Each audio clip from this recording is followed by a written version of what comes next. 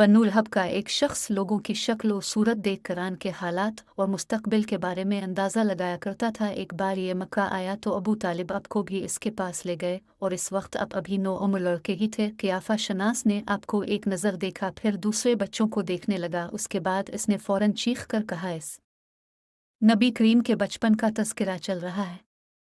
आदर है कि हज़रत अब्दुल मतलब के इंतकाल के बाद नबी करीम की परवरिश का ज़िम्मा आपके चचा अबू तालिब के ज़िम्मे आया और आपको भी अपने भतीजे से हद दर्जा की मोहब्बत थी। जब उन्होंने आपकी बरक़ात देखे, मुजिज़े देखे तो उनकी मोहब्बत में और इजाफ़ा हो गया है। माली एतबार से कमज़ोर थे, 2 वक्त सारे घराने को पेट भर कर खाना नहीं मिलता था, लेकिन जब नबी करीम उनके साथ खाना खाते तो थोड़ा खाना भी उन सब के लिए काफ़ी हो जाता, सबके पेट भर जाते। इसीलिए जब दोपहर रात के खाने का वक्त होता तो सब दस्तरखान पर बैठते तो अबू तालिब उनसे कहते, अभी खाना शुरू ना करो, मेरा बेटा आ जाए फिर शुरू करना। फिर अब तशरीफ़ ले आते और उनके साथ बैठ जाते। आपकी बरकत इस तरह ज़ाहिर होती कि सबके सैर होने के बाद भी खाना बच जाता। अगर दूध होता तो पहले नबी करीम को पीने के लिए दिया जाता, फिर अबू तालिब के बेटे पीते, यहाँ तक कि एक ही प्याले से सबके सब दूध पी लेते, खूब सैर हो जाते और दूध फिर भी बच जाता।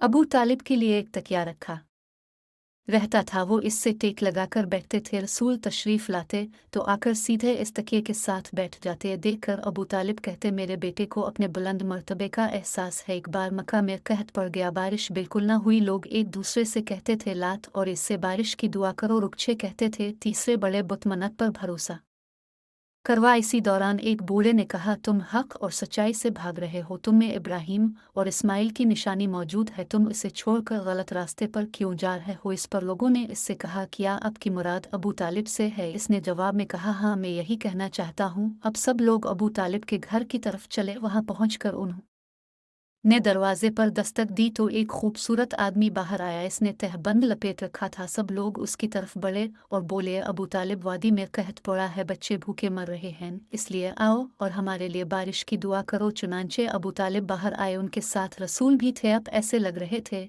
जैसे अंधेरे में सूरज निकल आया हो। अबू तालिब